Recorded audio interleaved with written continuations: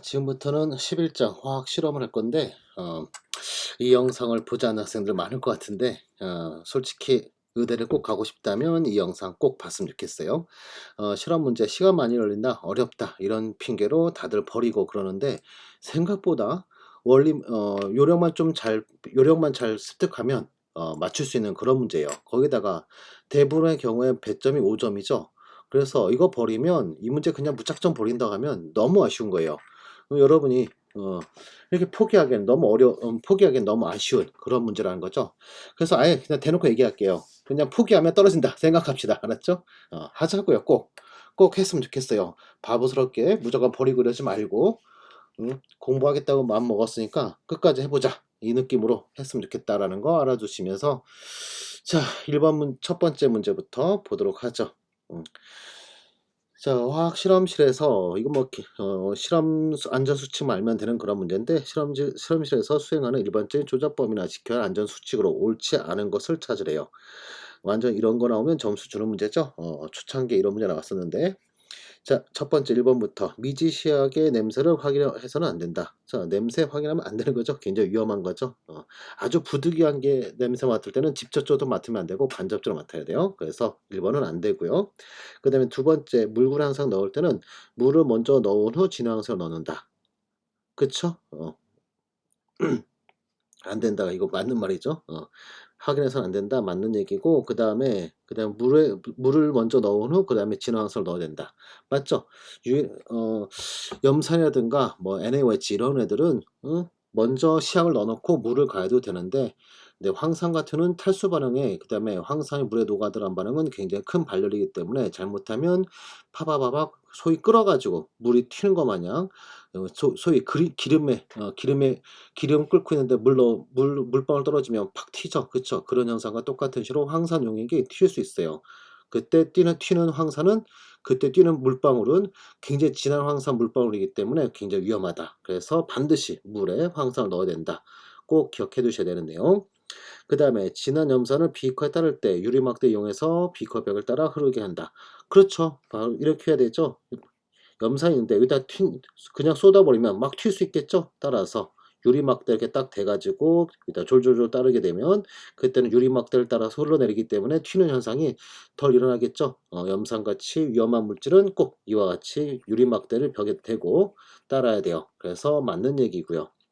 그 다음에 수은 온도계 깨지면 수은 액체가 바깥으로 새어나오는 거죠. 그 다음에 이 수은은 증기가 굉장히 위험한 거죠. 그래서 이 수은 액체가 깨져서 바깥으로 흘러나오면 바로 여기다가 고체황을 가하면 HGS 검은색 가루에 HGS로 침점을 만들어져요. 그런 다음에 이 침점은 침점을 가루예요. 가루 같은 거. 그러면 이거를 그 가루를 이제 우리가 쓱 수거해서 버리면 되는 거죠. 그러면 수은 증기에 노출되지 않는 거니까 이렇게 해서 제거해야 된다 해서 역시 맞은 거예요.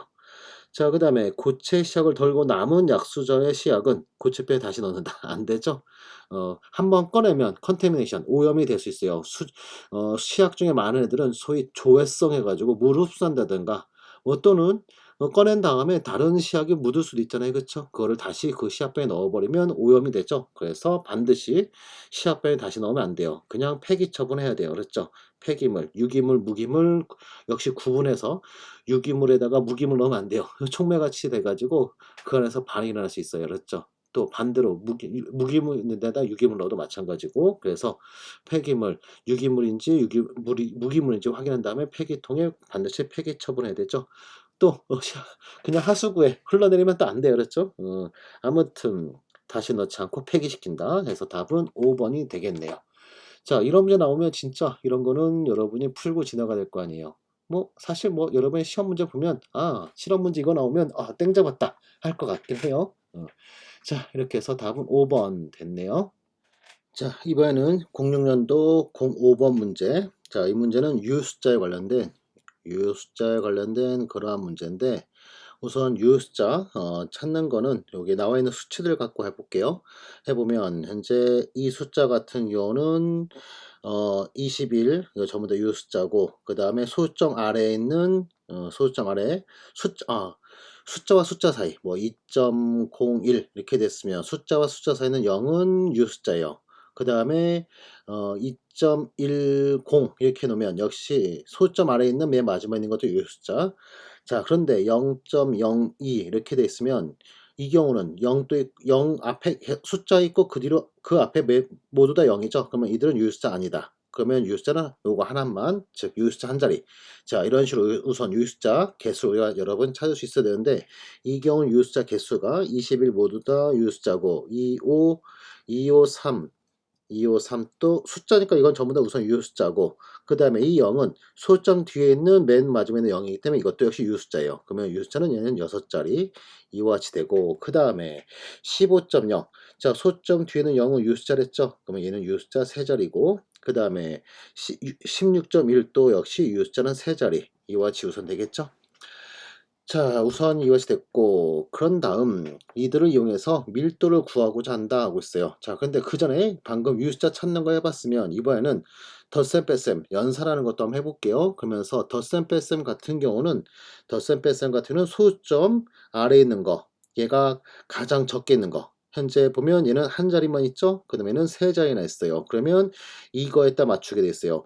유숫자 3개라고 3개 맞춘다. 이게 아니라 소점 밑에 개수에 맞춘다. 즉 요거 이 앞에 있는 수를 계산하면 14.157 이와 같이 되는데 소점 밑에 하나만 있죠.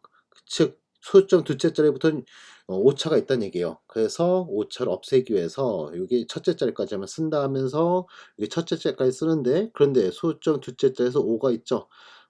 반올림하면 올라갈 수 있죠. 그래서 얘는 14.2라고 표기해야 돼요. 또는 과학적 표기법으로 1.42 곱하기 10의 1승 이런 식으로 표기한다. 자, 반면 곱하기 나누기 이런 애들은 유숫자 개수에 맞추는 거예요. 현재 앞에 있는 수는 유숫자 개수가 3개고 뒤에 있는 건 4개죠. 그러면 계산 수치는 이와 같이 되는데 이때 유숫자는 앞에서부터 3개. 자, 제일 작은 거 이거에 맞춰서 앞에서부터 3개. 역시 그 다음 거에서 반올림 하는데 0이니까 그냥 15.8이겠죠? 또는 과학적 표기법으로 1.5, 1.85 이런 식으로. 자, 이와 같이 하는 거예요. 그 다음에 이런 덧셈 뺄셈이 복합되어 있는 경우가 있어요. 복합되어 있다면서 예를 들어서 1.0 곱하기 2.42 플러스 0.21 이렇게 0.214 이렇게 있으면 자 여기서는 덧셈에 관련된 유숫자 맞춘다 하면서 우선 먼저 계산하면 2.634 이와 같이 되죠. 됐고 그런 다음 자 여기서 바로 이 숫자를 바로 하진 않아요. 위와 같이 바로 하지 않고 요거 계속 곱하기까지 다 하는 거예요. 곱하기까지 다 하면 얘는 2.634 그대로 되겠죠? 되고 그런 다음 여기서는 소수점 두째 자리까지가 최소죠. 여기는 셋째 자리까지 있고 그러면 두째 자리 여기까지가 유숫자. 그 다음에 마지막에는 곱하기 안 할 때 그러면 여기서는 2.63까지가 유숫자였던 거고 여기서는 두 자리. 그러면 결과적으로 얘는 어떻게 표기해야 돼요? 얘는 2.6이라 표기해야 돼요. 자, 이거에 마지막 곱하기에서는 두 자리에 맞추게 돼 있으니까 2.6 이런 식으로 계산한다. 알았죠? 뭐 더 자세한 거 알고 싶으면 이거는 사실 간단하게 구글링 해도 돼요. 알았죠?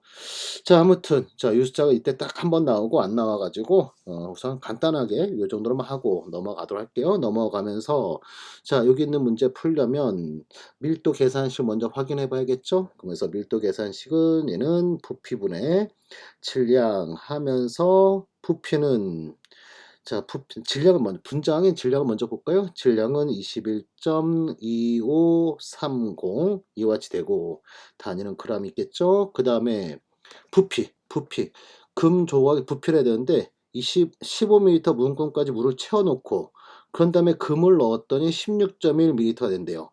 그러면 금의 부피는 얼마 돼야 돼요? 최종 부피 16.1ml 빼기 15.0ml 이와 같이 해야겠죠? 그러면서 이 문제는 뭐가 되는 거예요? 복합계산이 되죠. 우선 밑에 여기서는 뺄셈에 관련된 유효숫자 계산이고 위에는 나눗셈에 대한 거. 그러면 곱셈의 유효숫자 계산과 동일하다. 이와 같이 알아두시면서 먼저 여기부터 계산하면 얘는 1.1 되겠죠? 얘는 다행스럽게도 바로 그냥 소점 한 자짜리까지 있으니까 그냥 한 자짜리 이것만 맞추면 돼요. 그랬죠? 1.0 지금 유숫자 세 자리라고 1.10 이렇게 하면 안 되겠죠? 1.0 이와 같이 되고, 그 다음에 21.2530 나누기 1.1 하면 여기 있는 제일 숫자 제일 큰 거, 그래서 19점, 제일 큰 게 아니라 수점 밑에까지 쭉 제일 많이 있는 거 19.3209, 그 다음에 어쩌고저쩌고 하면서 아무튼 단위는 그램 퍼 세제곱센티미터 또는 밀리리터 될 거고, 그런 다음 마지막으로, 자, 위에 있는 건 유숫자 몇 자리? 둘, 넷, 여섯 자리. 현재 여기는 밑에 계산하고 났더니 두 자리만 됐었죠. 그러면 얘도 최종 두 자리로 맞춰가지고 19g per 밀리리터 또는 세제곱센티미터 이와 같이 해야 된다. 그래서 답은 몇 번? 답은 1번 되겠네요. 됐죠? 자, 이와 같이 계산해야 돼요. 자, 여기 지금 소점 한자짜리까지 있으니까 뭐 19.3 아닌가? 2번 아닌가? 하면 안 되겠죠? 개수가 두 개니까, 자, 최종 두 개 되었으니까, 자, 여섯 자리에 두 자리니까 두 자리 맞춰서 19. 됐죠? 자, 이와 같이 해서, 두 번째 문제 풀어봤어요. 자, 이번에는 06년도 01번 문제. 자, 이 문제는 염산 시합병에 적혀 있는 라벨을 이용해서 특정 몰롱도 염산 수육을 제작하는데 관련된 그러한 문제예요. 그러면서 최종 질문은 뭐냐면 이 용액을 제작하는데 필요한 염산 시약의 부피를 계산하래요. 현재 염산 시약은 얘는 현재 액체예요, 액체. 액체인데 액체라서 몇 밀리리터를 내가 취해서 그거를 희석해서 내가 0.1 몰롱도 만들 거다 이거예요 지금. 자, 그러면서 우리가 보통 바로 뭐 부피를 계산한 게 아니고 이 용액을 만드는데 필요한 HCl의 몰수를 먼저 우리가 찾아야 돼요. HCl 몰수를 찾자. 뭐 간단하죠. 0.1 몰롱도 곱하기 500ml는 0.5 리터. 그러면 필요한 몰수는 0.05몰 될 거예요. 됐죠? 그런 다음에 고체였다면 이 0.05몰에 해당하는 질량을 우리가 구하면 되더라. 만약 고체가루였다면 이거를 질량으로 환산하면 돼요. 자, 이때 누가 필요할까요? 이때 화학식량, 포뮬러 웨이트 하면서 화학식량 또는 분자량 하면서 분자량이 얼마래? 지금 여기서는 여기 분자량이 화학식량에서 36.46이랬죠? 그러면 위에 값에다가 36.46을 곱해주면 필요한 질량 얻어질 거예요. 0.05 곱하기 36.46 그램 퍼 몰 해주면 그램으로 이와 같이 필요하다 하면서 고체였다면 고체가루 뭐 또는 그냥 단순 고체였다면 저울로 이 질량을 재면 돼요. 근데 지금은 액체다. 그러면 액체를 떠다가 질량을 재는 게 아니라 우리는 피펫 같은 걸 이용해서 피펫 같은 자 부피를 특정 부피를 취하는 그런 특정 부피를 취할 때 쓰는 기구죠. 실험 기구죠. 이 피펫을 이용해서 얘를 부피로 환산해 줘야 돼요. 환산해 줘야 되는데, 자, 그런데 문제점이 있어요. 무슨 문제점? 현재 여기 보니까, 자, 함량해가지고 HCl 함량이 37.7% 이거래요. 즉, 내가 HCl 100g을 준비하면, 자, 이 시약병에 있는 HCl을 100g을 준비하면 이 100g 수는 실제 HCl은 얼마 있다는 거예요. 37.7%, 7%였으니까 37.7g이 있는 거예요. 그러면 실제 37.7g이 필요하면 시약병에는 HCl 얼마 준비해야 되는 거죠? 100g을 준비해야 되는 거예요. 더 많은 양을 준비해야 되는 거죠. 그래서 여기서 우리가 함량에 대한 부분 나누기 함량 해가지고 더 많은 양을 준비해야 된다. 해서 함량을 곱해주면 실제 진짜로 필요한 질량은 얼마 되겠어요? 0.05 곱하기 36.46 거기다 곱하기 함량을 곱하는 게 아니라 나눠줘야 돼요. 더 많은 양을 취해야 되니까.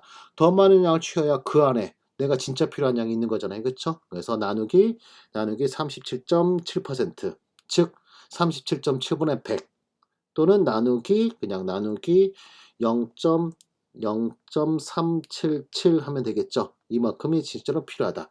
됐죠? 그런 다음에 이제 마지막에 진짜 부피로 바꾸자.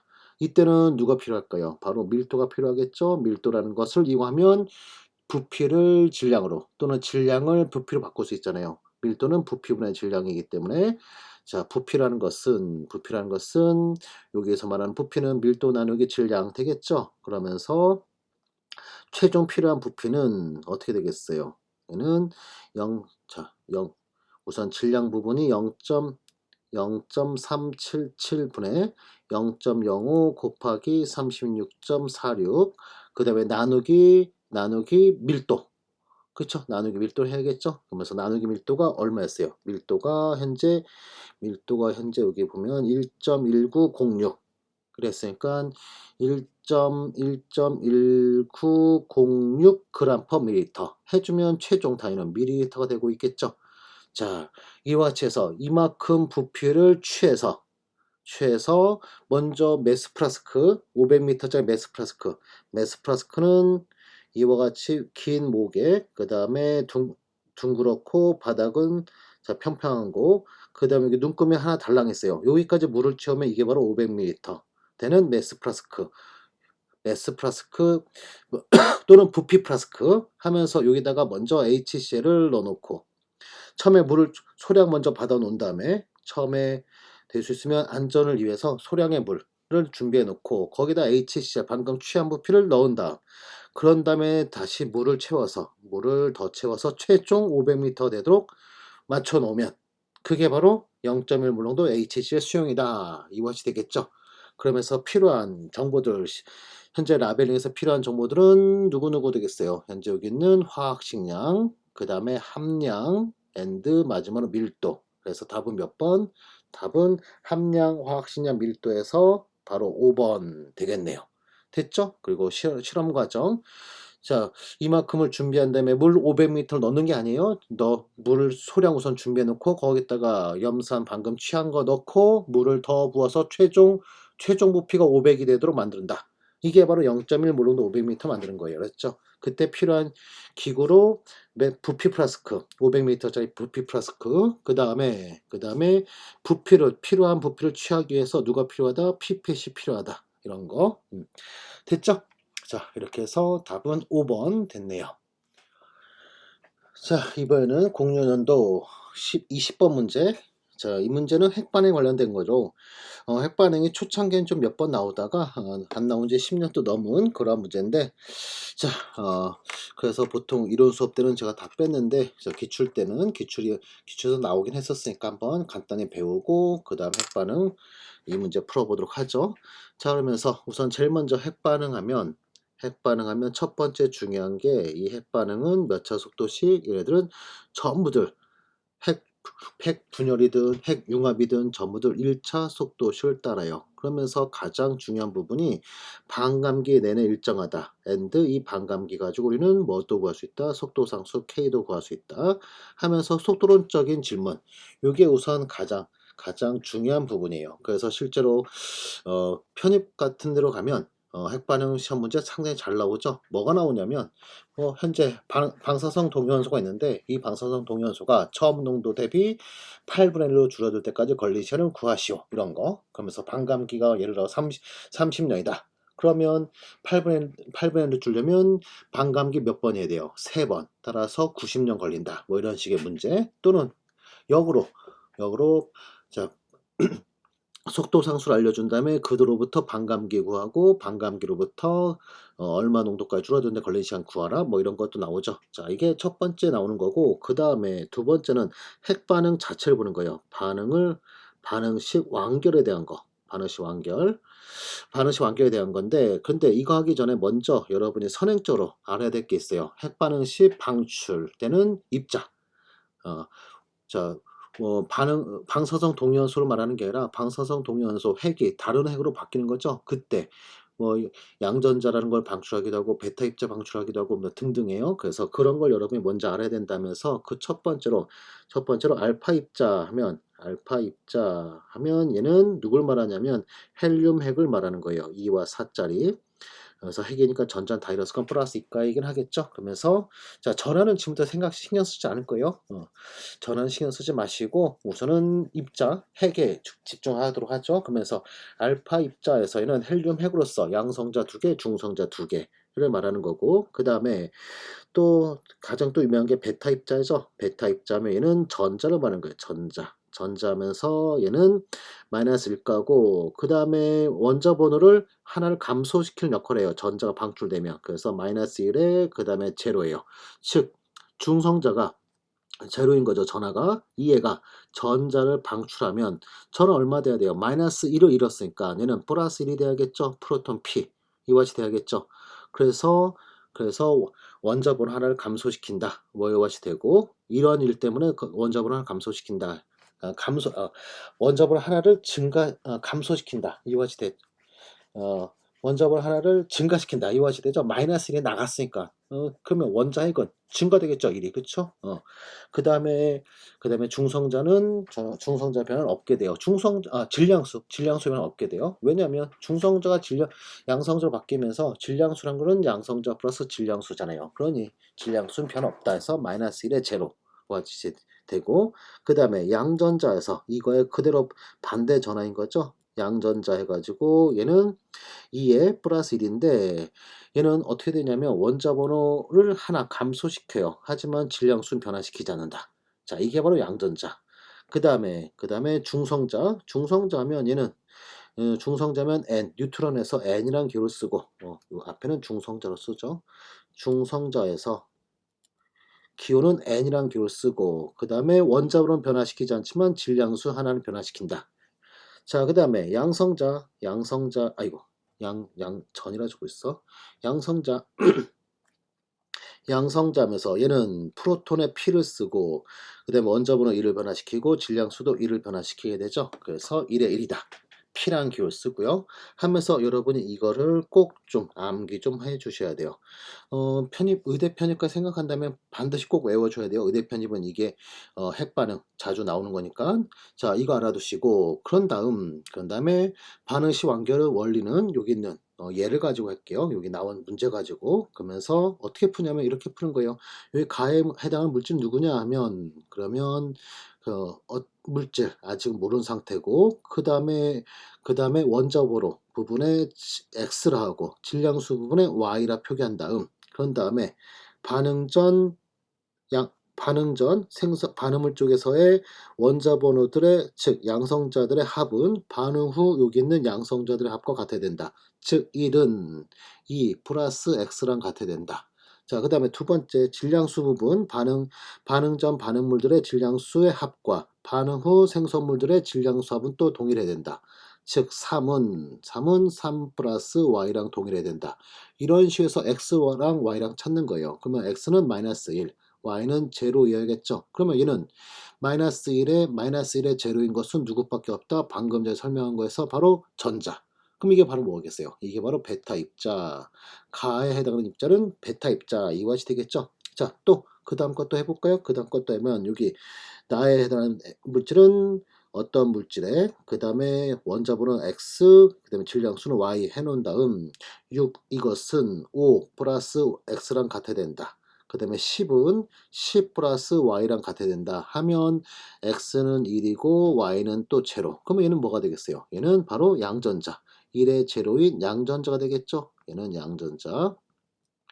자, 그 다음에 다 같은 경우는 자, 이와 같이 푸는 거였죠? 그러면서 다 같은 경우는 또 역시 어떤 물질 나오는데 이때 원자 번호와 질량수 x, y 해놓는 거예요. 그 다음에 94는 92 플러스 x랑 같아야 된다 하면 x는 얼마예요? x는 2가 되고 x는 2가 되고 그 다음에 239 얘는 235 플러스 y랑 같아야 된다 하면 y는 얼마? y는 4. 그러면 2와 4짜리는 건 바로 누구예요? 바로 헬륨 핵이죠. 헬륨 핵 바로 알파 입자 이렇게. 자, 그 다음에 마지막은 자 88 이것은 86과 다. 이거는 좀 어려운 거라. 요게 라라는 물질이 좀 어려운 거라 다 앞에서 썼던 거 그대로 써라 하면서 헬륨 입자, 알파 입자다 2와 4 해놓으면 86 더하기 2는 88 똑같고 222 더하기 4는 226 똑같죠? 그럼 이 라는 얘는 에너지 덩어리로 감마 입자예요. 감마선. 감마 입자라보다 감마선. 방사능인 감마선. 방사선이 감마선 이렇게 알았죠? 감마선은 항상 나오는 건 아니고 알파 입자나 베타 입자 방출 시 간혹 나오기도 하는 놈으로 감마선에서 얘는 X선 같은 거다. X선보다 더 짧은 파장의 에너지 덩어리다 이렇게 생각하시면 돼요. 자, 그러면서 자, 이런 게 바로 핵반응의 뭐랄까 완결이고 그다음 방출되는 물질이 누구인지 찾아내는 그러한 원리였네요. 그러면 가나다라 다 찾았죠? 가는 베타 입자였고 나는 양전자였고 다가 알파 입자였고 마지막이 감마선 해가지고 답은 몇 번? 2번. 감마선이라는 건 몰라도 앞에 있는 걸 가나다를 찾으면 감마선까지 뭐 자연스럽게 나오고 있죠. 감마선은 항상 뭐 규칙적으로 나오는 게 아니기 때문에 보통 알파 입자 방출 때 감마선 나온다 이와시 하는데 항상 그런 게 아니기 때문에 감마선은 외우는 게 아니고 문제에서 알려줄 거니까 너무 신경 쓰지 마시고 여러분은 알파 입자, 베타 입자, 양전자, 그다음에 중성자, 양성자 요거만 신경 써주시면 돼요. 알았죠? 그러면 핵 반응에 관련된 이 문제 해결됐네요. 됐죠? 자, 이번에는 13학년도 14번 문제. 자, 이 문제는 역시 핵 반응에 관련된 문제인데 자, 표는 핵종 가부터 라의 양성자 수와 중성자 수다 하면서 가를 먼저 보면 가는 원자번호 양성자 수가 원자번호죠. 60번에 그 다음에 중성자 수가 85. 그러면 질량수가 85가 아니라 가가 현재 네오디듐인데 그냥 A라고 합시다. A라 해놓은 다음에 얘는 원자번호 60에 질량수는 85 더하기 60해서 145 이거 같이 해야 되는 거고 그 다음에 나는 원자번호 61 그러면 다른 물질인 거죠. 그 다음에 나는 다른 물질 원소기호 달라야 돼요. B라 합시다. 61에 그 다음에 질량수는 146이 되겠죠. 85 더하기 61에서 146 그 다음에 다는 또 물질 원자번호 또 다르네요. 그쵸? 62번 62번이니까 C라 합시다. C 얘네들이 각각 주기표 보면 NB PM, SM 이거 하시 되는데 뭐 몰라도 상관없는 거예요. 지금 이 문제 푸는데 전혀 중요한 거 아니에요. 지금 원소기호 다 다르다는 것만 알면 되겠죠. 그 다음에 다 같은 경우는 62 더하기 84 해주면 얘는 146 질량수 갖는다. 질량수가 아무리 달라도 원자 번호, 양성자 수가 다르면 원소 기호 달라야 되겠죠? 그 다음에 마지막 라는 원자 번호가 6이에요. 60이에요. 60. 그러면 가랑 원소 기호는 똑같은 원소 기호를 써야 되고요. 누구만 다른 거예요? 질량수만 다른 거죠? 82 더하기 60 하면 142 해서 질량수만 다르다. 그렇다면 이 둘은 무슨 관계예요? 이 둘은 동위원소 관계가 되죠. 동위원소 관계. 자, 아무튼 가나다라가 누군지 대충 살펴봤고 그런 다음에 옳은 걸 골라라면서 1번 가와 나는 동위원소. 가와 나는 완전 다른 물질이죠. 가와 라가 동위원소 관계죠. 틀렸고요. 그 다음에 가와 라는 질량수. 질량수 지금 다르잖아요. 그쵸? 145와 142. 질량수와 같지 않은 동위원소 관계죠. 양성자 수가 동일한 동위원소 관계다. 틀렸고 가가 베타 입자를 방출하면 나가 된다.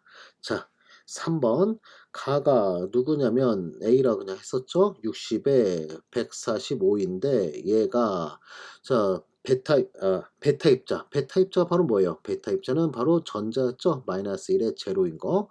그러면 그 다음 나오는 물질은 누가 되겠어요? 자, 60에 여기 마이너스 1. 그 다음에 여기 있는 숫자. 관계 어떤 관계죠? 60은 마이너스 1 더하기 여기 있는 숫자 S랑 같아야 된다면 얼마야 돼요? 얘가 59. 59래. 61이어야 되죠? 61. 그 다음에 질량수는 145 그대로. 그러면 60에 145 하면 나가 아니네요. 그쵸? 나로 속을 뻔했네요. 나가 아니에요. 지금 나 물질이 아니다. 다른 물질이었죠.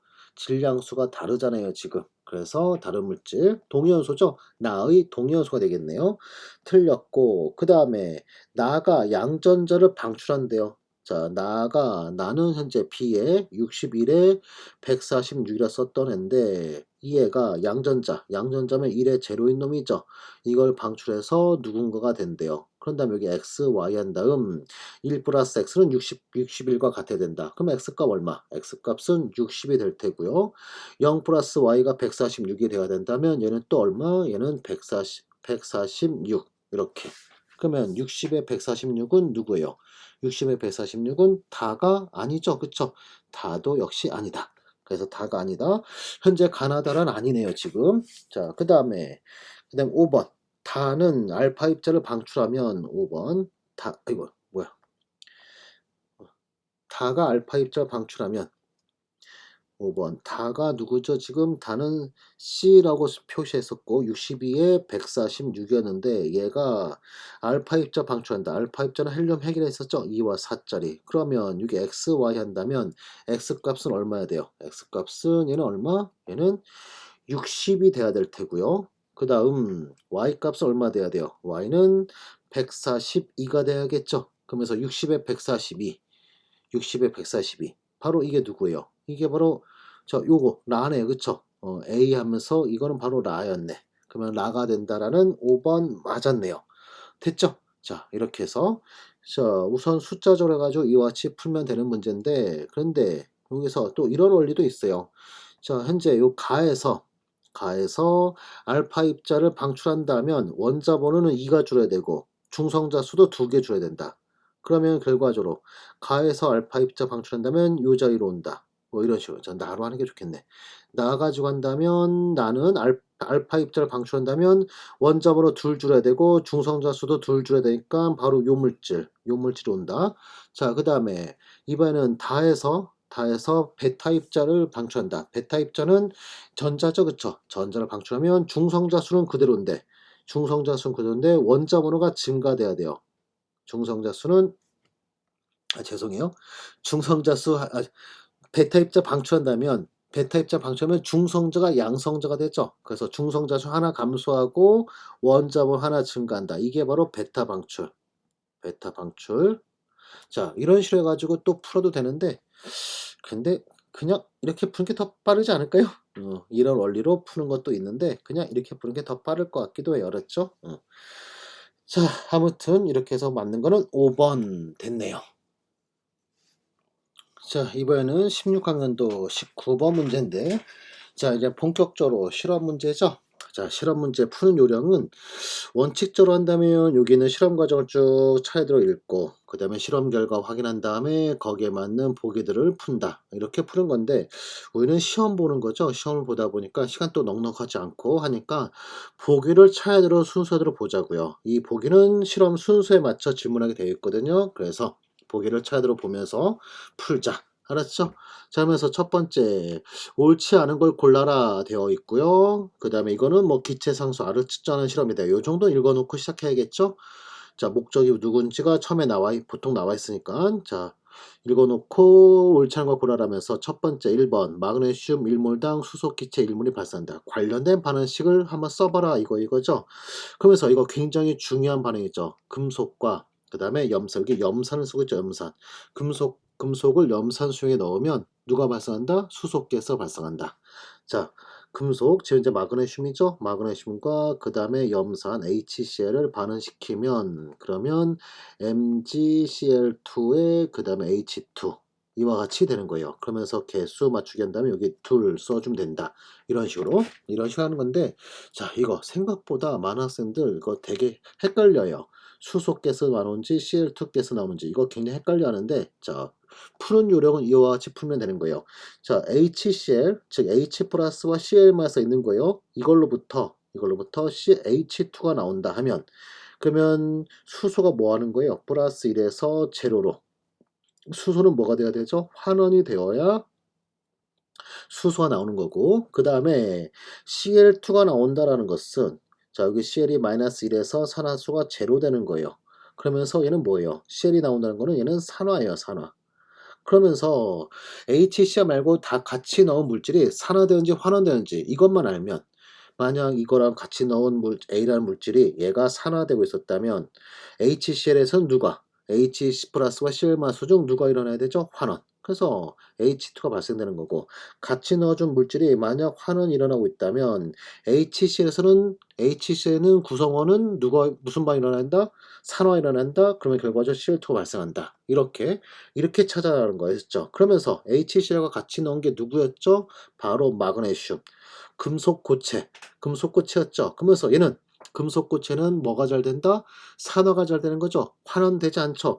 환원이 된다면 마그네슘은 뭐가 돼야 돼요? Mg-1가 뭐 이런 식으로 음이온이 돼야 되는데 금속 음이온 되는 거 본 적 있으세요? 자, 뭐가 잘 되는 거예요? 양이온 산화가 잘 되는 거죠. 얘는 현재 산화가 잘 되는 물질이에요.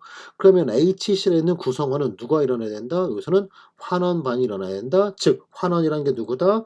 수소가 플러스 1에서 제로로 가는 거, 이게 바로 환원이다 하면서, 그래서 H2가 발생한다. 이렇게 이와 같이 되고, Cl-는 산화원에 참여하지 못하니까 얘는 뭐예요?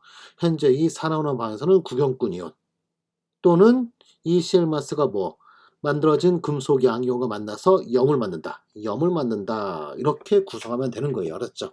자, 그러면 반응식 마그네슘 하나가 두 개 HCl과 반응해서 MgCl2와 H2도 만들어진다 라고 하면서 만들어진 기체는 누구다? 수소가스고, 마그네슘 1몰당 수소가스도 역시 1몰. 맞았네요. 그쵸?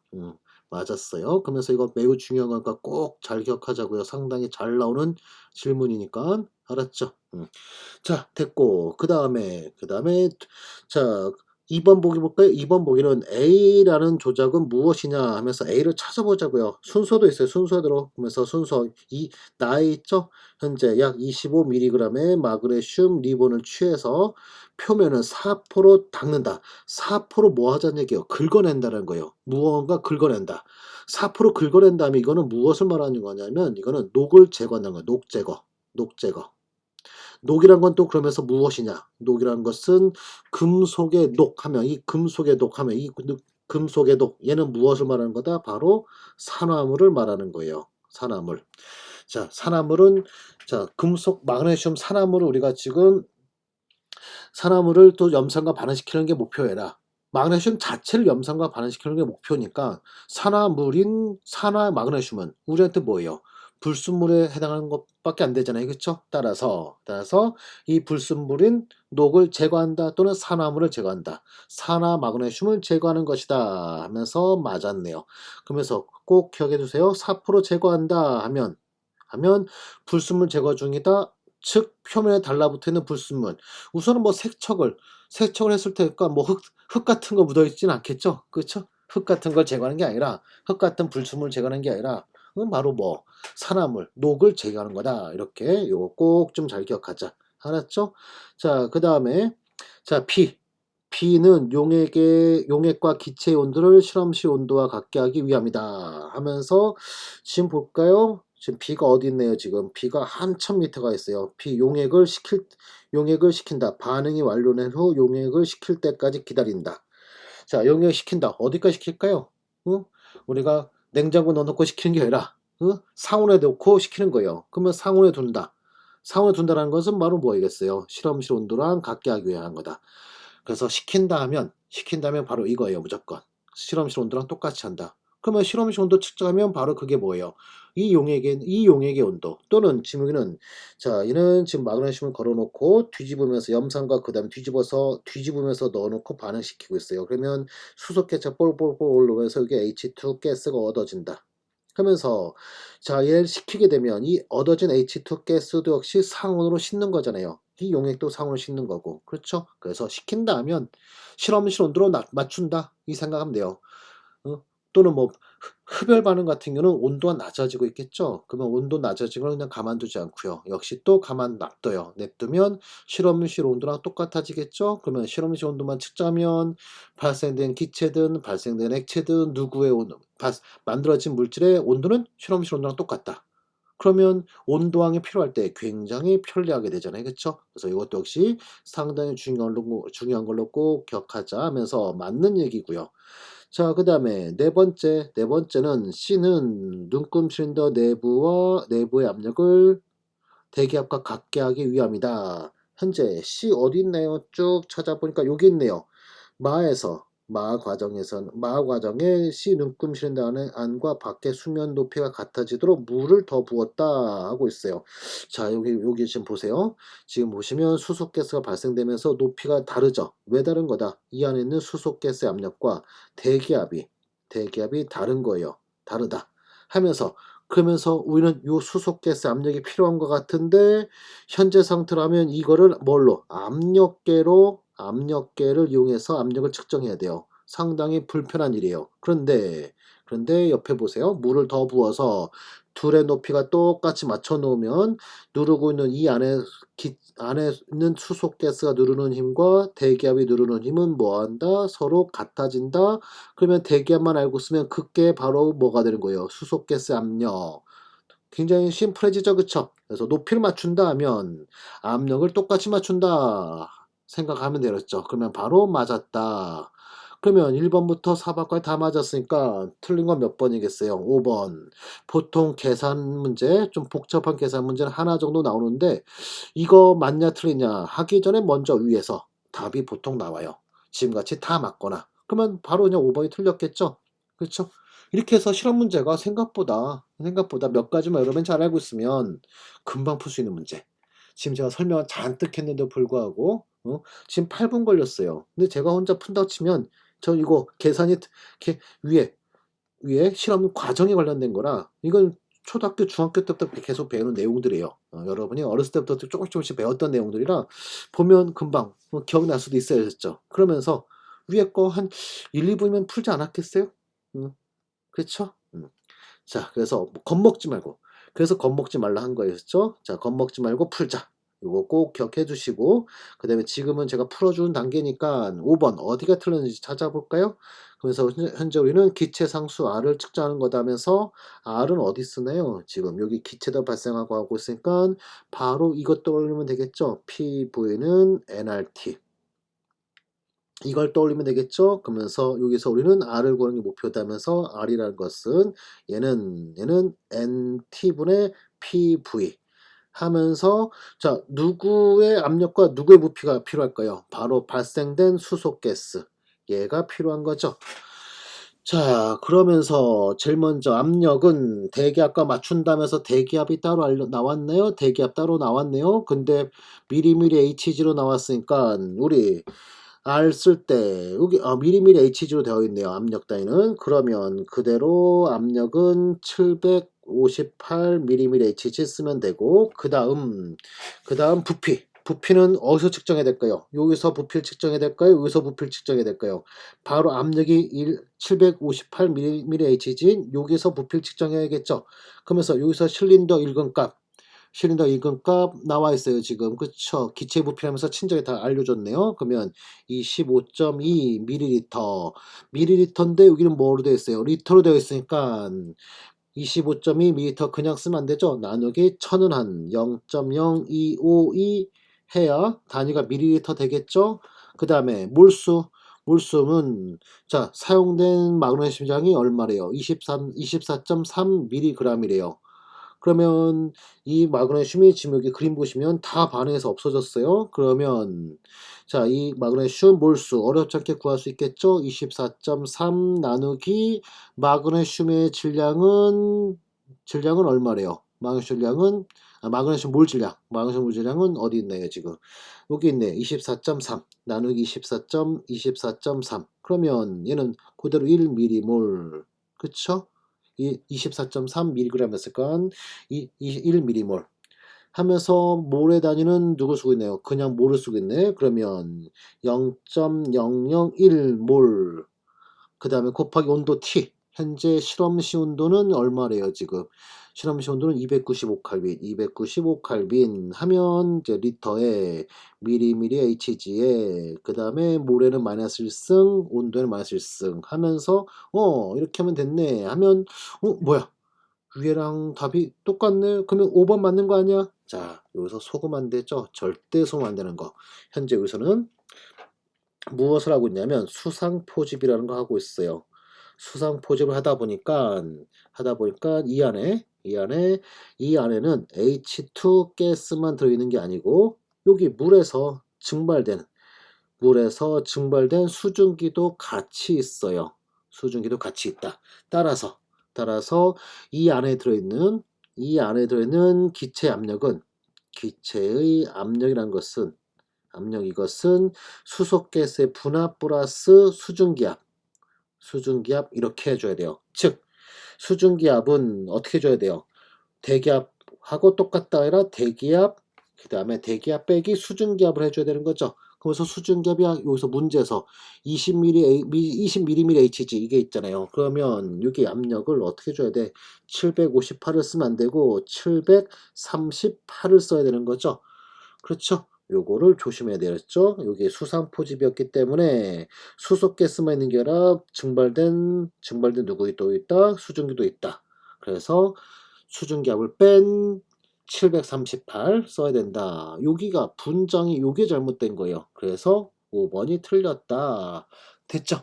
자, 자 그러면서 계산이 하나 정도 보통 하나 정도 있어요. 그러면서 요게 틀리거나 또는 다른 데서 틀리거나 하는데 보통 계산 빼고 나머지에서 답을 손쉽게 찾을 수 있다라는 거 명심해 주시면서 어렵지 않다는 거였죠. 생각보다 덤벼들자고 했죠. 자 이렇게 해서 이 문제 답은 5번 됐네요. 자 이번에는 17학년도 예비 20번 문제. 자 이 문제는 먼저 실험 목적을 먼저 볼까요? 주어진 온도 압력에서 기체 시로의 부피와 질량을 측정해서 분자량을 알아내는 게 목표래요. 자 기체 시로에서 분자량 측정했으니까 이것은 PV는 nRT를 이용하는 거예요. 그러면서 몰수는 또 몰질량분의 질량이죠. 그래서 이것을 이용하면 결과적으로 분자량 M이라는 것은 얘는 PV분의 질량 곱하기 RT 이와 같이 되고 있겠죠. 그러면서 여기서 질량, 온도, 압력, 부피를 측정하면 그로부터 뭘 구할 수 있다? 분자량 알 수 있다. 이런 거 되는 거예요. 자, 그러면서 실험 과정 쭉 나와 있고 실험 결과 나와 있고 질문들 옳지 않은 거 골라라 하고 있으니까 바로 보기를 먼저 갈까요? 1번부터 보면 과정 라에서 플라스크 내의 압력은 얼마니 하고 있어요. 플라스크 내 압력. 자, 이게 뭐를 말할까요? 먼저 라는 여기까지. 그러면 가나다. 무시하면 안 돼요. 그래도 읽어는 봐야 돼요. 그래서 가에서 잘 건조된 질량 플러스 삼가 플라스크 질량 우선 측정한다. 그래서 질량 얼마나 나와 있고요. 그 다음에 가의 플라스크의 액체 시로. 자, 액체 시로. 요거를 요 시로에 이 시로에 몰질량 측정한 게 우리 목표. 끓는 점은 65도시라는 거. 이거를 약간 넣어놨네요. 약간 넣고 호일을 씌워놓고 또 구멍을 뚫어서 살짝 작은 구멍을 뚫어놨대요. 그런 다음 얘를 아래 그림같이 중탕에 넣어 놨대요. 그러면서 물중탕하면서 90도로 맞춰 놨다네요. 그러면 방금 끓는 전에 90도보다 낮은 거 얘는 뭐 하겠어요? 여기 액체로 있던 게 모두 증발돼서 기체로 이렇게 채워지고 있겠죠? 그리고 꽉 채우고 여기 안에 있던 공기들 다 밀어내면서 꽉 채우고 더 넘치는 거는 요 구멍으로 새어 나올 거예요. 그쵸? 새어 나올 거고 그러면서 아무튼 그래도 구멍 뚫렸으니까 외부 압력과 뭐예요? 외부 압력과 외부 대기압과는 노출되어 있으니까 대기압과는 노출되어 있으니 이 안에 기체 압력은 이 시료 그냥 A로 합시다. 시료 A의 압력은 얼마겠어요? A 압력은 대기압과 똑같다. 대기압과 똑같다 하면서 대기압 측정한 게 얼마였죠? 여기 0.993 atm 이와 같이 우선 되겠죠? 그러면 기억 1번 0.993 atm이다 맞았고요. 자 그러면서 온도는 몇 도인가요 지금? 90도씨 유지되고 있고 온도 T는 90도시고요 지금. 그러면 칼빈 온도는 얼마야? 칼빈 온도는 273을 더하면 90 플러스 273 해주면 얘는 363 칼빈.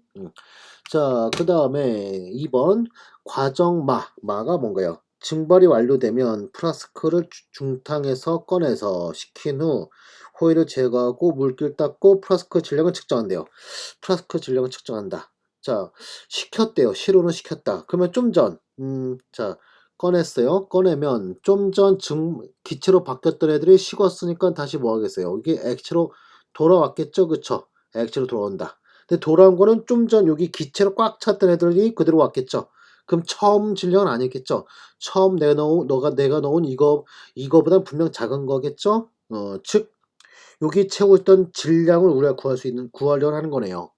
근데 이때 물을 완전히 닦지 않으면 그러면 어떤 일이 벌어질까? 여기 액체 시로가 들어있는 상태에서 이 질량이 크게 읽혀지면 그러면 기체의 질량 이 W가 더 크게 읽혀지는 거로 분자량 더 크게 읽혀지겠네. 그래서 분자량이 더 크게 계산될 것이다. 맞았네요. 그렇죠? 자, 그 다음에 바에서는 플라스크 안에 응축된 액체 완전히 제거한 후 부피를 측정한대요. 이건 뭐야? 여기 채워졌던 기체의 부피를 측정하고 있었다는 거죠. 그랬더니 그 부피는 얼마래? 304.5ml. 304.5ml. 자, 그리고 질량 측정하면서 요 질량차가 W 질량차 얼마인가요? 나중에 기체가 액체된 기체로 채웠던 그 시료까지 포함된 질량은 102.336. 그리고 플라스크 하나만의 질량 얼마? 102.010. 그러면 시료의 질량, 시료 A의 질량은 0.326g 이것이 되겠죠? 자, 그러면 부피 알아냈고, 그 다음에 질량 알아냈고, 그 다음에 압력도 알아냈고, 그 다음에 이 압력을 가질 때 온도는 90도씨 363 켈빈. 그럼 다 알아냈네. 그쵸? 자, 아무튼 됐고, 그 다음에 반은 응축된 액체가 바로 실이었다. 이건 당연한 얘기고. 이게 성립되어야 위에 있는 말도 성립되는 거죠. 그 다음에 4번 90도씨 0.993 atm에서 시료기체의 밀도래요. 밀도 D라는 것은 부피분의 질량하면서 부피 얼마? 우리 알아냈었잖아요. 그쵸? 304.5ml. 그때 질량 얼마? 0.316g. 그럼 단위는 그램 퍼 밀리리터 하면서 그램 퍼 미터도 딱 맞고 숫자도 맞고 맞았네요. 그렇죠? 자, 요게 이 문제가 대표적인 최신 문제 유형인데 계산 문제가 하나만 달라있는 게 아니라 2개 정도 있는 거예요. 근데 그중 하나는 좀 심플한 계산, 또 하나는 좀 복잡한 계산 하면서 심플한 계산까지 여러분이 풀어보는 거였죠. 그러면서 여기까지 다 맞았으니까 답은 몇 번? 5번. 이 복잡한 계산은 그냥 건너뛰어도 된다. 그러면 봐봐요. 그러면 지금 제가 여기까지 오는데 설명까지 하는데도 6분 걸렸어요. 그러면 여러분은 한 4분? 4분 정도면 풀지 않았을까요? 자, 연습되고 하면 더 빨리 풀 수도 있을 거예요. 저보다 아무래도 글 읽는 속도 더 빠르고 할 테니까 4분 안쪽으로 풀 수도 있지 않을까요? 이런 계산 무서워할 필요 없잖아요. 그쵸? 이거 몰라도 답 찾아냈잖아요. 그쵸? 아무튼 자 됐고 그 다음에 5번 확인해 보도록 합시다. 분자량 측정하자면서 분자량이라는 것은 아까 한번 정리했죠? PV분의 W 곱하기 RT 그러면서 압력은 0.993 ATM 그 다음에 부피는 뭘 써야 될까요? 현재 기체 상수 R은 0.082 atm 리터 퍼 칼빈몰을 쓰니까 부피도 리터 써야 돼요. 밀리리터 쓰면 안 돼요. 그래서 0.3045 리터. 그 다음에 질량은 0.326g. 거기다 R은 0.0821g, 0.0821 atm 리터 퍼 칼빈몰. 거기다 온도는 자, 0.0993에 90도일 때가 이 압력에 부피도 요 부피로 채워주는 거니까 이 온도를 써야 되죠. 나중에 식힌 온도 쓰면 안 되죠. 이 온도 써줘야 돼요. 이 온도일 때 그 기체가 어느 압력이고 어느 부피 이게 되는 거니까 온도. 여기 상호 온도 쓰면 안 돼요. 여기 나와 있는 대로 상호 온도 쓰면 안 돼요. 얼마 써야 된다? 363 칼빈을 써야 돼요. 그러면 단위도 딱 맞는 그램 퍼 밀리리터 해서 이 부분이 틀린 거예요. 온도 부분이 90도씨를 대입해야지 상온이 22도씨를 대입하면 안 되더라 하면서 자 틀린 거는 몇 번? 5번 됐네요. 자 이번에는 20년도 20번 문제. 자 이 문제는 기체 확산 속도에 관련된 실험이래요. 지금 그러면서 기체 확산 속도 얘는 평균 속도에 비례하는 관계죠. 즉 루트의 n분의 t 이렇게 그러면서 분자량과 온도 영향을 알아보기 위한 실험이다 하고 있네요. 자 아무튼 자 바로 뭐 실험 어쩌고저쩌고 한다는데 우선 바로 보기로 가랬죠. B에서 기체상은 NH 퍼 플러스다. 자 그러면서 볼까요? 우선은 그 다음에 흰색 꼬리는 누구냐? 이와 같이 가니까 우선 그 읽어보긴 해야겠네. 가부터 1m짜리 유리관을 준비해놨고 손문체 A와 B 드디어 B가 누군지 나오고 있네요. A에는 진한 염산을 B에는 진한 암모니아 자 A에는 진한 염산 HCl을 넣어놨다는 얘기죠. A 그 다음에 반대편은 B 하면서 여기는 암모니아 그러면 염산가스와 암모니아 가스가 발생돼서 이게 확산되고 있겠죠. 이렇게 그러면 NH 플러스가 아니라 뭐를 해야 돼? 암모니아 NH3죠. 그래서 옳은 걸 골라라 해서 우선 1번은 틀렸고요. 그 다음에 흰색 꼬리 흰색 꼬리한 게 어디 나오나? 한쪽 A, B를 동시에 막은 후 흰색 꼬리가 형성된 걸 봤다. 중간에 흰색 꼬리가 만들어진대. 둘이 만났다는 얘기했죠? 중간에서 만들어진다는 얘기는 둘이 만났다. 만나면 HCl과 암모니아. 술이 중화 반응이 일어나잖아요. 중화 반응이 일어나면서 NH4Cl 하면서 있는 염이기 때문에 염은 이온성 고체에서 녹는 적은 매우 높다. 앞서 HCl과 암모니아는 분자로서 끓는 점은 낮아서 기체일지 몰라도 현재 온도에서 기체일지 몰라도 이 염은 분명 뭐다 고체일 것이다 하면서 흰색 고체 흰색 고리 이게 고리가 가운데 만들어진다. 이거는 바로 뭐겠어요? 바로 이거였겠죠, 그쵸? 요 염 NH4Cl 이온성 고체 이거였겠죠? 그러면서 수선 암모늄 이게 아니죠? 2번 바로 틀렸고 그 다음에 라는 뭔가요? 흰색 고리에서 A까지 또는 B까지 거리를 각각 측정했대요. 자, 바로 여기서 확장 속도네요. 그러면서 분자량은 HCl은 얼마? 쉘이 35.5니까 얘는 36.5고요. 암모니아는 질소 14, 수소 1이니까 얘는 분자량 17. 그러면 누가 더 빠른 건가요? 현재 온도는 똑같은 조건. 그래서 그러면 속도 누가 더 빠르다? 암모니아 더 빠르다. 그러면 흰색 고리는 어디? A 쪽에 더 가까운 데서 흰색 꼬리가 생기고 있겠죠. 그러면 3번 A까지 거리는 B까지 거리보다 짧다. 이게 맞았네. 답은 3번 됐죠? 그럼 밑에 읽을 필요도 없죠? 그냥 바로 끝. 자, 그러면서 지금 제가 3분 걸렸어요. 어때요? 어렵지 않잖아. 그쵸? 해볼 만하단 말이에요. 자, 하지만 지금 연습 중이니까 마저 다 보죠. 과정 마는 뭐 했나요? 시에 따른 흰색 고리의 변화를 봤대요. 봤더니 흰색 고리는 점점 폭이 넓어지며 점점 만들어지는 NH4CL이 많아지니까 얘는 점점 진해진다, 더 넓어진다. 맞죠? 하지만 확산 속도 이런 건 변하는 게 아니니까 여기서 그냥 점점 진해질 뿐이지 그 중심은 B쪽 이동한다. 이게 뭐 이쪽 이동한다. 이런 일은 벌어지는 거 아니죠. 계속 요게 계속 쌓이고 있겠죠. 계속 쌓이니까 점점 넓어지는 것 같이 보이는 것 뿐일 거예요. 그래서 바로 4번 틀렸다. 그 다음에 바 조건, 바는 뭔가요? 더 낮은 조건. 그러면 속도 느릴 테니까 흰색 골이 만들어지는 시간은 감소해라 증가하고 있겠죠. 그래서 바로 틀렸다. 답은 3번 확인되네요. 됐죠? 자, 이번에는 18년도 20번 문제. 자, 이 문제는 황산구리 수화물이라는 게 있대요. 자, 수화물 하면 지금 여기 옆에 표시된 것 같이 황산구리 있고, 그 다음에 점을 찍어준 다음에 물 이렇게 써주고 있으면 이게 바로 수화물이란 뜻이에요. 그때 물은, 여기 개수는 여러 개. 한 개일 수도 있고 두 개일 수도 있고 이와 같이 되는데 자, 이 n을 찾는 게 목표래요, 지금. 자, 그러면서 질문은 뭐래요? 옳은 걸 찾아라 하면서 바로 다부터 질문하고 있네. 그러면 우선 먼저 빠르게 가나 읽어볼까요? 건조된 시험관 2개.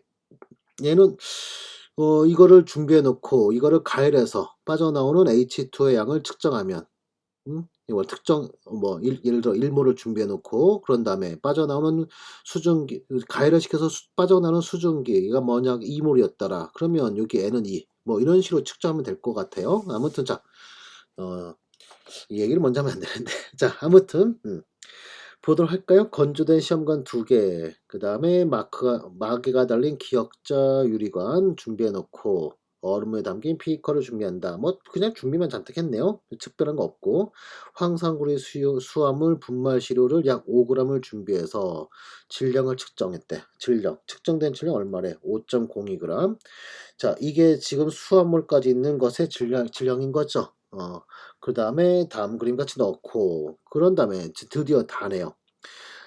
골고루 가열했다. 그러면 이 H2가 수증기로 빠져나오겠죠, 그쵸? 수증기로 빠져나오면서 이게 얼음을 준비했다. 그러면 여기서 바로 뭐 하겠어요? 여기서 식으면서 바로 H2O 리퀴드가 얻어지고 있겠죠? 시료는 차츰 흰색으로 변하고 요거는 흰색으로 변하고 물이 빠져나갔으니까 그리고 시험관 투에서 액체 응축되는 거 보여줄 것이다. 그러면 얘는 점점 물이 빠져나간 CuSO4가 될 것이고 CuSO4 고쳐될 때고 그 다음에 이 CuSO4에 붙어있던 수화물이었던 물은 빠져나오고 이 얼음물에 얻어지고 있겠죠. 그러면 다해서 시료는 산화된다. 이런 게 아니라 그냥 물만 빠져나가는 거죠. 틀렸어요. 그 다음에 다에서 응축된 액체는 H2O다. 이게 맞았네. 그쵸? 끝났네. 그냥 끝났네요. 그쵸? 옳은 거 골라라면서 그냥 끝났어요. 어휴, 너무 쉬웠네. 그쵸? 하지만 자, 우리는 연습 중이니까 마지막 마저 다 보도록 할까요? 자, 그 다음에 4번 과정 나에서 푸른색 시로에서 H2의 질량 배분율. 이건 뭐 실험 측정을 다 봐야겠네요. 그 다음 N은 가장 가까운 값 역시 또 찾아봐야겠죠. 자,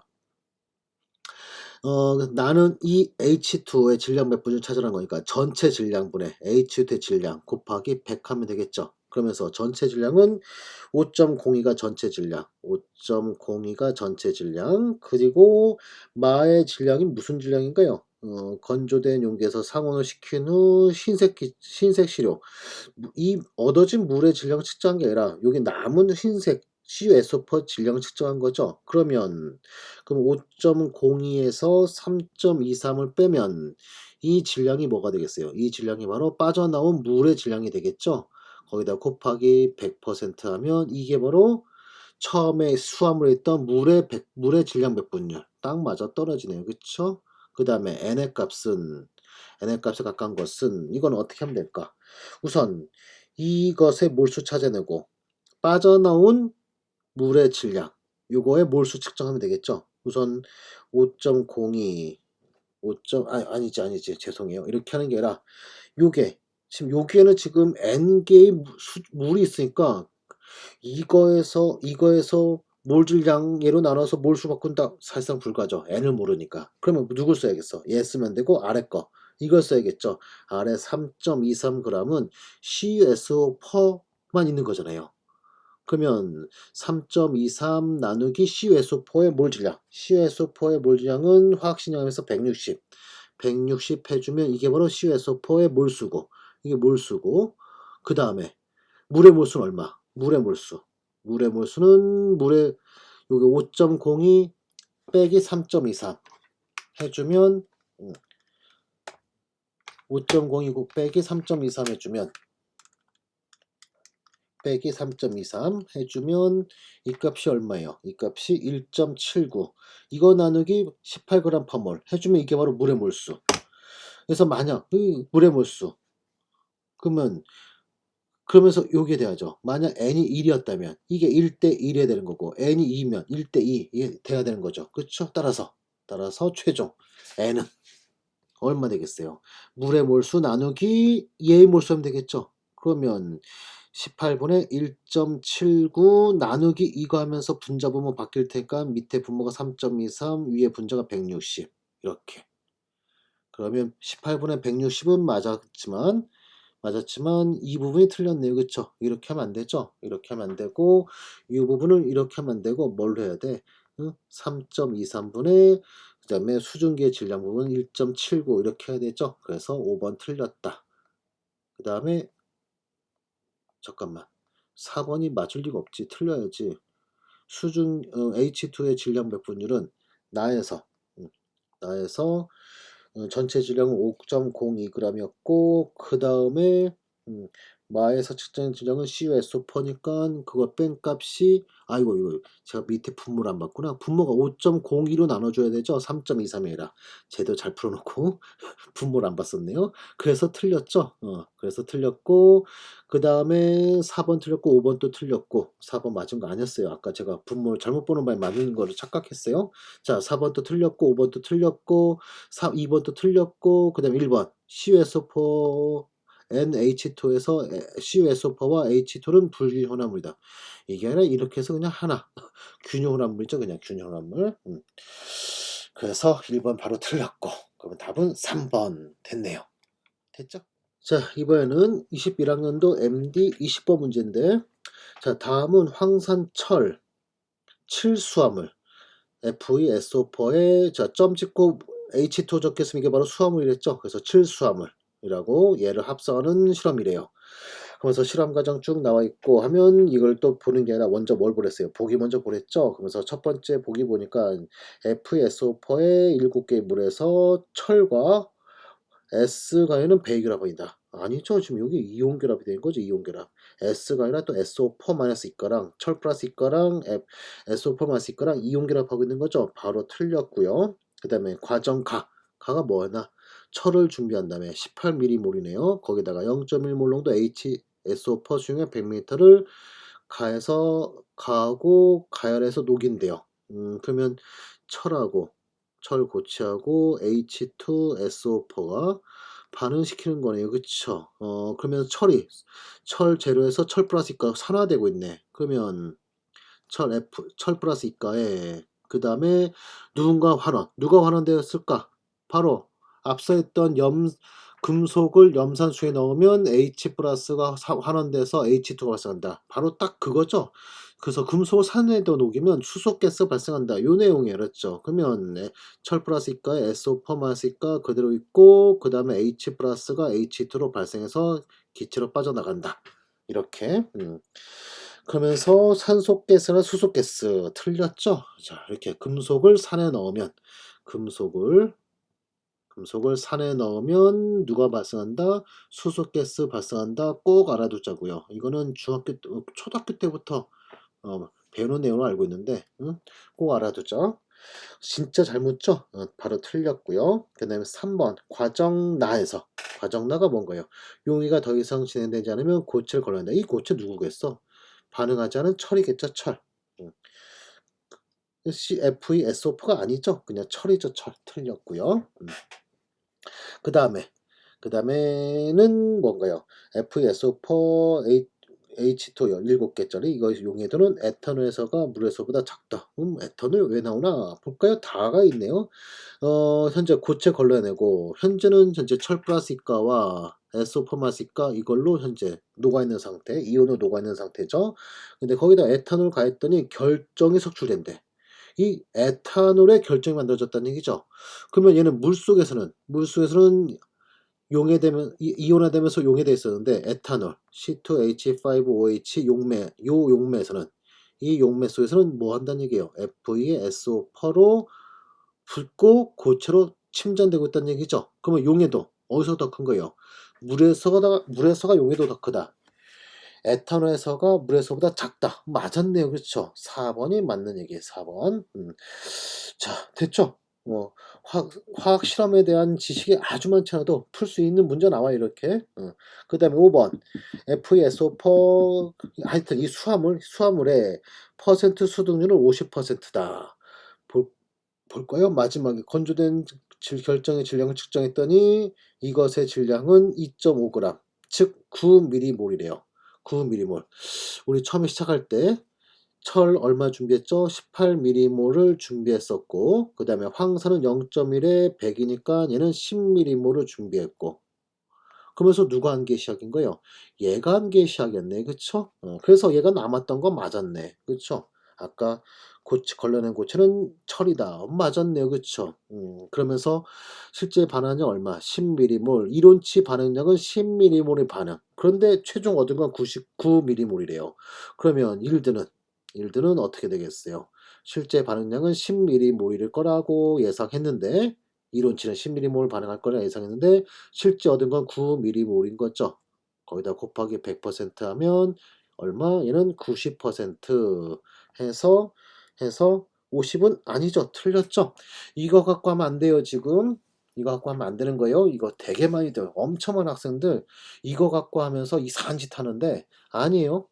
이론치 얘가 한 개의 시작으로 현재 이게 모두 반응하는 거잖아요. 지금 그러니까 얘가 한 개의 시작으로 철은 또 얼마 반응했을 것이다? 역시 10mm몰 반응했을 것이다. 이걸 가지고 우리가 시작되는 거였었죠. 그래서 90%가 일드다. 맞았죠? 어, 50%는 틀렸죠. 50% 틀렸죠. 맞았다고 하고 있어. 90%가 맞다. 50%는 아니다. 그래서 답은 옳은 건 몇 번? 옳은 거는 4번 됐네요.